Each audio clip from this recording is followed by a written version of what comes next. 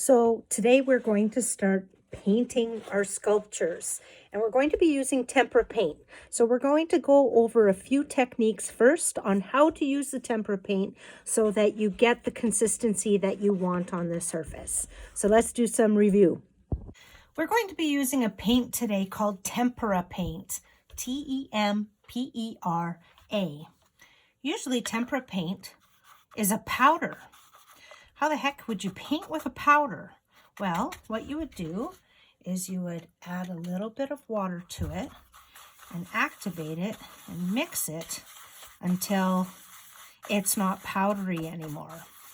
When I was growing up, we used powdered tempera paint all the time, but it's not very efficient to use this paint. It takes a lot of time. So what somebody decided to do was take this powder and condense it into these pucks. So you still have to activate it with water, but you don't have to worry about pushing powder around. So that's exactly what we're going to do, is we're going to activate this paint. You're going to want to use a stiff bristled brush. So it's very coarse hair, and it's okay if it's a different size. It doesn't have to be too large. It can be medium sized as well. You just don't want to use a soft bristled brush. So this feels very coarse. This is made with hog hair, believe it or not.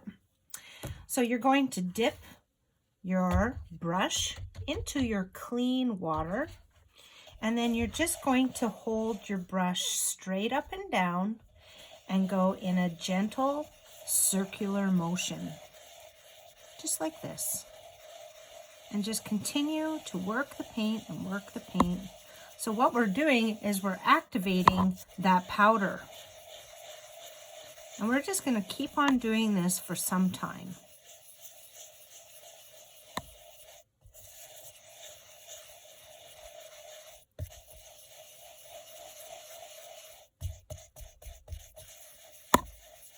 Don't press too hard with the brushes like this. You don't want the brush to spread out like that. You're actually going to ruin the brush. Just nice and gentle, a circular motion.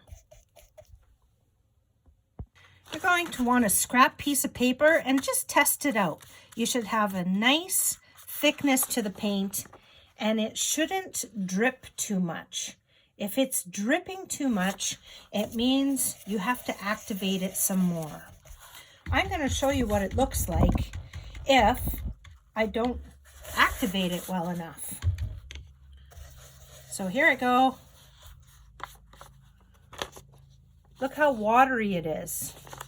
I didn't take the time to activate it, so when I paint, it's kind of transparent and see-through, and it drips too much. So that's why it's important to continue to go in this circular motion. What we're doing is we're activating the pigment, and this motion is also evaporating some of the moisture. Now let's take a look. That's much better. Is it drippy? A little bit, but not too bad. I could probably activate it just a little bit more.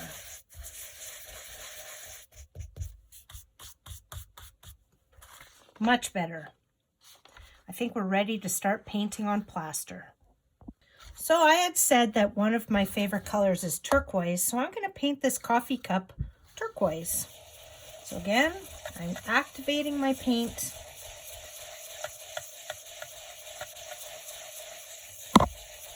And I'm ready to start painting.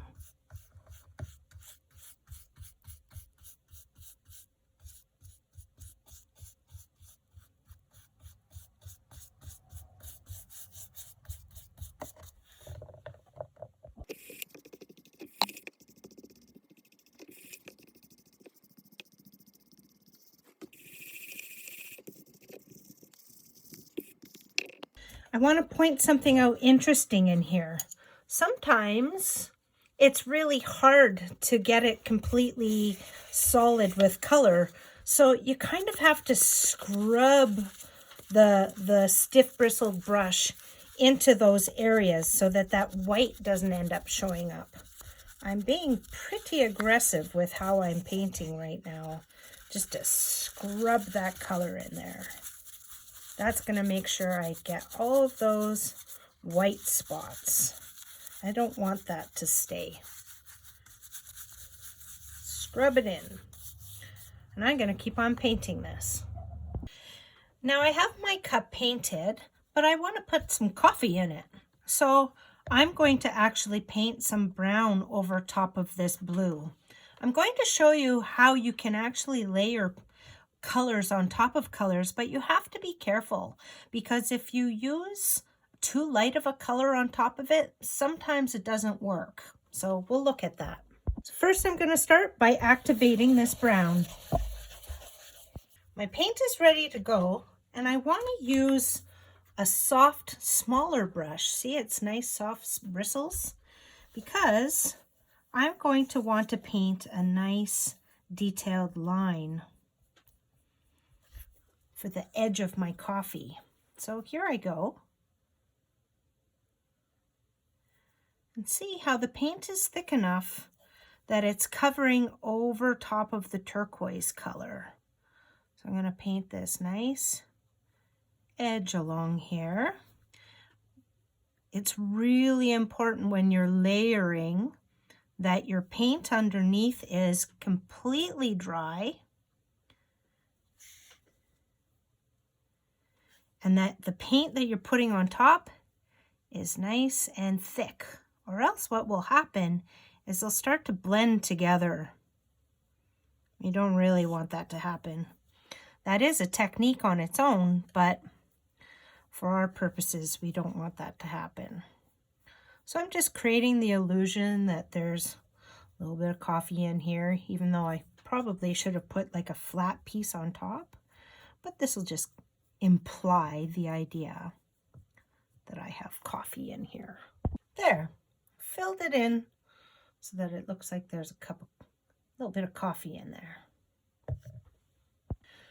Let's say I want to put a little bit of design or detail on the outside of my cup. Let's see what happens if I try to put a light color on top of this.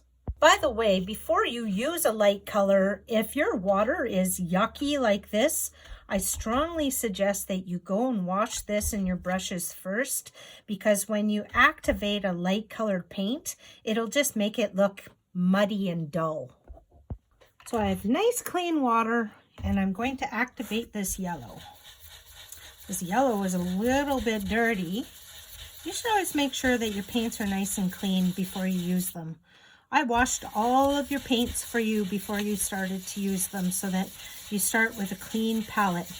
But when you're done with your art project, if you happen to mix colors, which I'll be showing in a little bit, you'll want to make sure to wash off your paint afterwards. And you just do that by running it under water gently and letting it dry. So look, I've got this activated. I'm going to add just a little bit more water, and I want to get this nice and thick. Sometimes using a light color on top of dark paint doesn't work very well, and I just want to show you that so that you can plan for it when you're coloring your monster. So, activating the paint, loading my brush with paint. That's what you call it, loading your brush. Let's see if this works. Do you think it's going to work?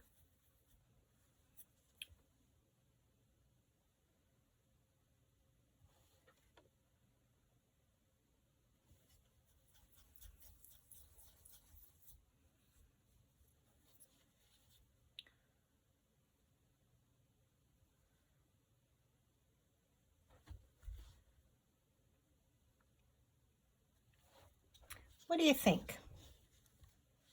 Do you think that's working? The color of the paint underneath kind of comes through when you're using lighter colors. Doesn't seem to matter how well you activate the paint. It just has a little bit of transparency in it that doesn't make it completely solid, or the word that we use in the art world for something that is not see-through is called opaque.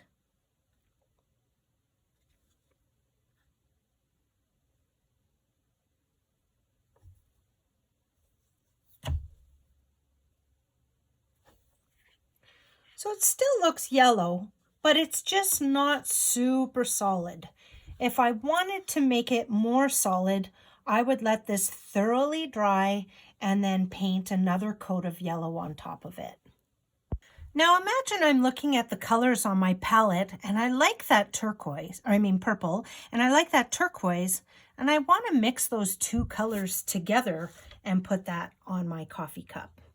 So what I'm going to do is I'm going to activate both of the paints. So I have the purple all ready to go. I clean my brush. I activate the turquoise and I have it ready to go. Now what I'm going to do is I'm going to put the darker color into the lighter color. How am I going to do that? I'm going to wash my brush. I'm going to pick up some of this purple. Nice and activated. And I'm going to drop it in here. And I'm going to mix those together until it's nice and thick. Very nice. I want to add more purple. I wash my brush again. I pick up more of the purple. And I put it in here. Now I'm going to make sure that this is nice and thick. And I'm going to add some detail to my coffee cup with this color. Maybe some polka dots. Make sure it's not too watery or it will drip. We don't want these polka dots to be dripping down anything. So as we saw when I was painting with the yellow, if you make a mistake and you try to paint over it with white, you're still going to see the mistake underneath it. So you have to really plan how you're using your colors. So I strongly suggest that you go back to your monster drawing and you plan out your colors first. Now, that purple doesn't really show up very well against the turquoise, but that's okay. I don't want it to be super strong. Just playing. So I have a colored version of my monster here, and as I mentioned before, I want my monster to have white and gray hair. So I'm not going to paint my whole monster white first. I'm just going to go in and do something called a dry brush technique. So I'm going to show that to you now so that you can see what hair looks like. So the first thing I'm going to do here is activate my black paint and get that nice and thick, really, really thick. Now I'm going to take a stiff bristled brush that's dry, so none of the bristles are wet at all. If your brushes are all wet and you want to do the dry brush technique, you have to really dry it well on paper towel first or on a rag. And you do that by just rubbing it and rubbing it and rubbing it until all of the moisture is off. Now, I want to show you this closely because what I'm going to do is I'm not going into the watery part of the paint.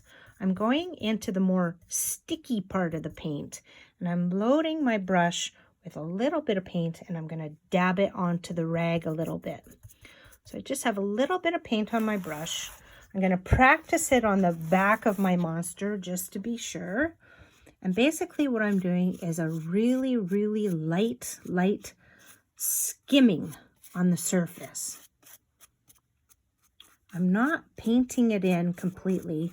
I'm just kind of picking up the texture of the surface and I'm skimming it along. See that? So I'm going to cover up my whole monster in this technique.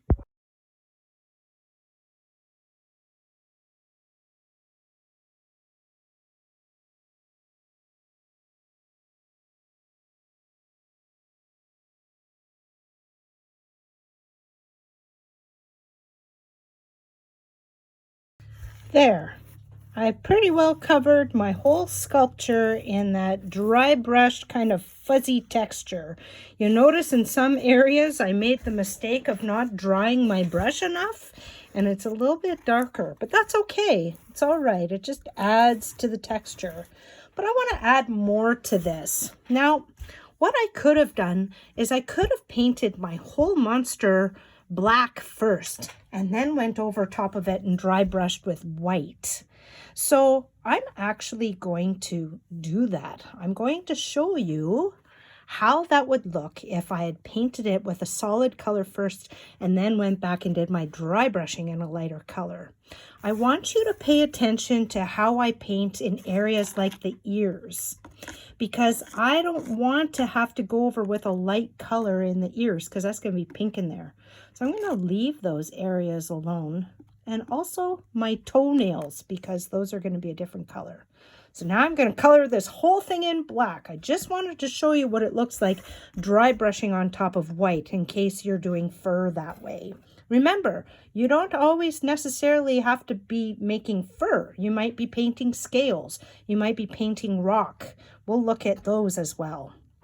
There, now I have it completely coated in black paint, and I'm going to go and dry brush white over top of it.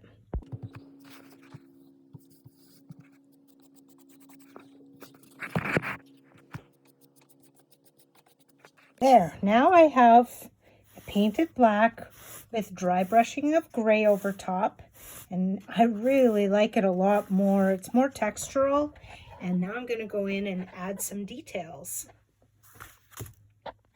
So I'm going to make my white paint really, really thick, and I'm going to go in and just add some additional strands of hair with a detail brush. So I'm going to show you that right away. So using the thinnest brush I have, and it's a soft bristled brush, I'm taking just some nice thick paint, and I'm just going to, I want you to be able to see this really well, go in and add some individual strands of hair. And I'm just going to add that all over the place. So I'll be back with this all covered in hair. There, that's more of a fuzzy critter. My hairy little monster. But what if you don't want a white-haired monster? Maybe you want it to look rocky or scaly. So I'm going to show you a few quick techniques for getting that effect as well. So I'm activating some paint here. I'm going to use a different color. And I'm just going to paint on the bottom of my sculpture, since this isn't what I want my sculpture to look like, but you might want it on yours. So again, using your stiff bristled brush, you're going to load it with paint, dab a little bit off on your rag, and then you're just going to do a pouncing technique. Oh, who's coming to visit me? Hi, Willow. It's hot outside. She likes the basement. See what I'm doing here? I'm just pouncing the paint. Pounce, pounce. Now, when you pounce with paint, you want to make sure some of the background color that you have on there comes through. So imagine you have a rainbow rock monster and you painted the whole thing red first, and then you start to go over top with other colors. Well, you want the red of the monster to come out first. Now I'm going to move on to adding a second color. So I'm going to go activate this orange. So I have my orange paint. That's a little bit too much, so I dab it on my rag. And now I'm going to go in and I'm adding some orange on top. Not everywhere. A little bit here and there. And I think I'll add a little bit of yellow. But see how it's already looking really textured and kind of rocky? So I have my yellow. Load my paint, dab it on my rag, and just add a little bit of yellow. That's some really great texture there, but maybe I want it to have scales. I just have to wait for this to dry, and then I go with another color of paint. I'm going to use purple, and a small detailed brush, and I'm going to put this down. I'm going to start to paint scales.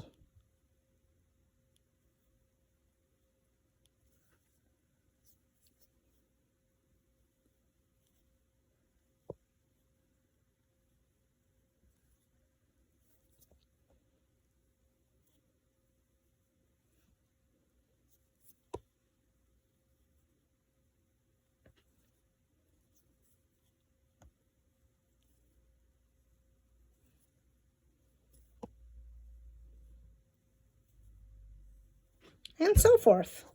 Pretty neat, eh? So I could have covered this whole monster in scales like this.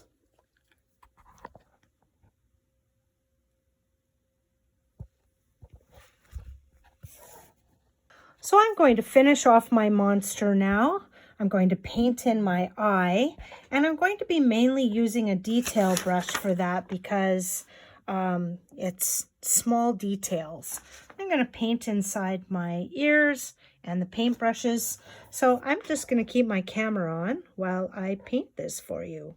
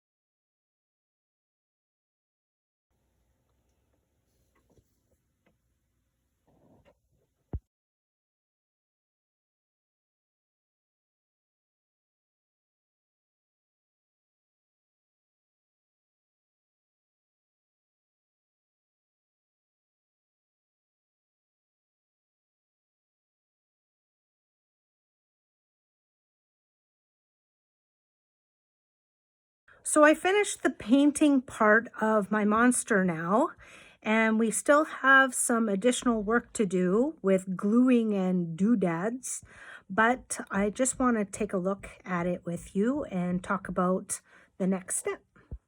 So there's some things that I want to add onto here. Like paintbrushes always have this metal band around it, so I'm going to glue some on with aluminum foil. I also want eyelashes on my monster, but I think I'm going to do that with cardboard, and I'll show you that.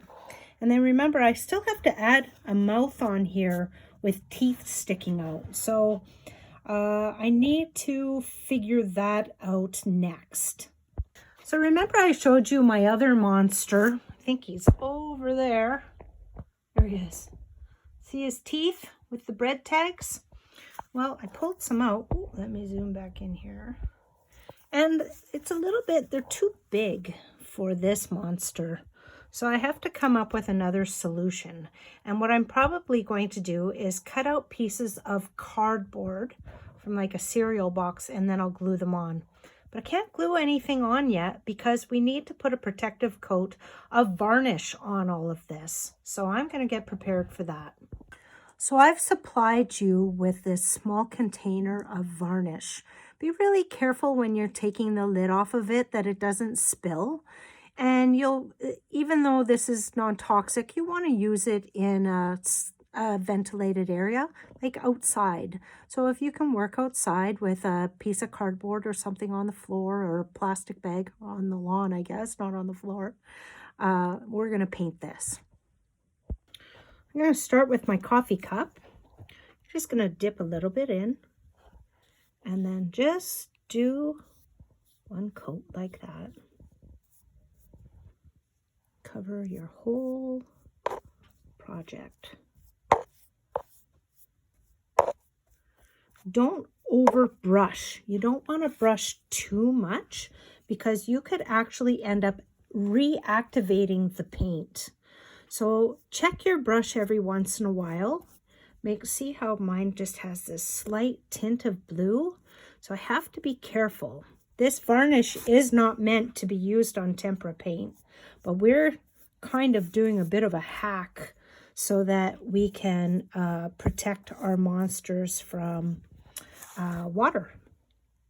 We're making it waterproof. So this is the way we're going about doing it.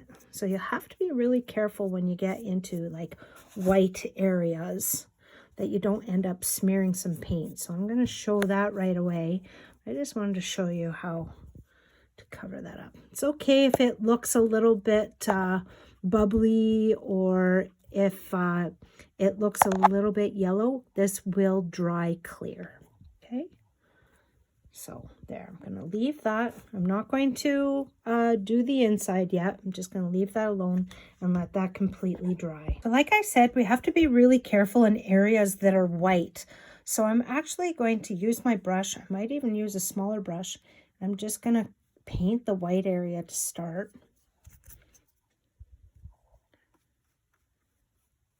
And try not to blend it with other areas.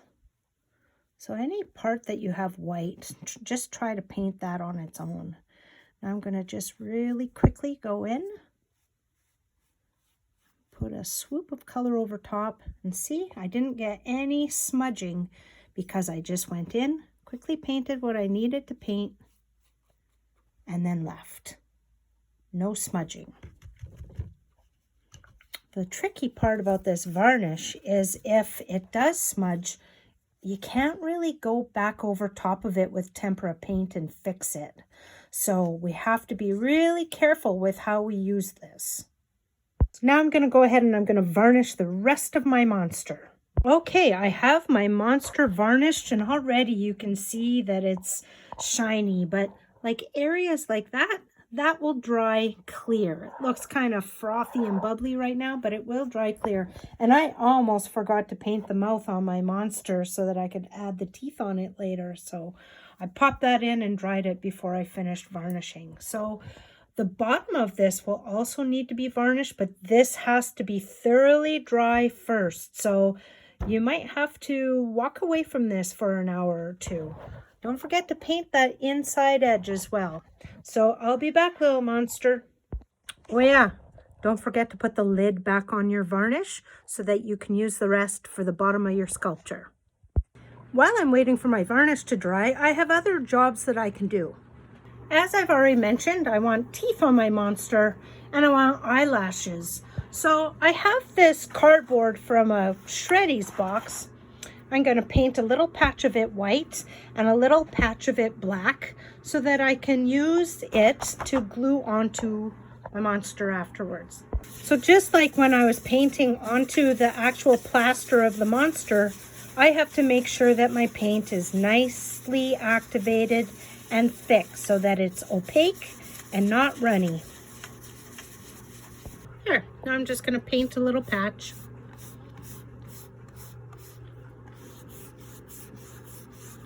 I'm going to be cutting shapes out of this, so I don't have to be super perfect with it. There, I have white and I have black, and now I just have to wait for this to dry. Now I'm going to draw some teeth and some eyelashes. There's some teeth and there's some eyelashes. I'm going to glue them on.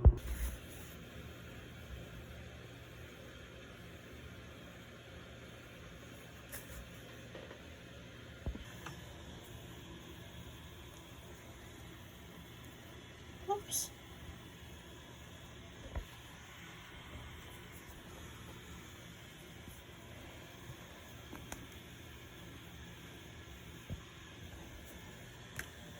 There, I have everything glued on now, but I'm going to keep it flat on the table while it dries so that things don't start to slide around a little bit. The white glue takes some time to set, so just leave it alone and it will dry on its own. And while I have it laying flat, I'm going to varnish the bottom. So here's my little completed monster with the eyelashes and the teeth, and like I said, I wrapped some aluminum foil around the paintbrushes to make it, oh, that looks like it's falling off, but that's okay, to make it look like authentic paintbrushes. Here's my coffee cup that can be worn as a hat on my little monster. But I also wanted to show you this.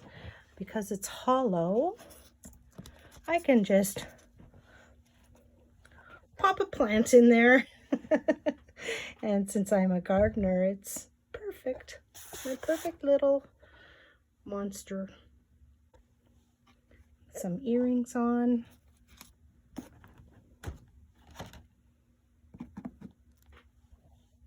Voila!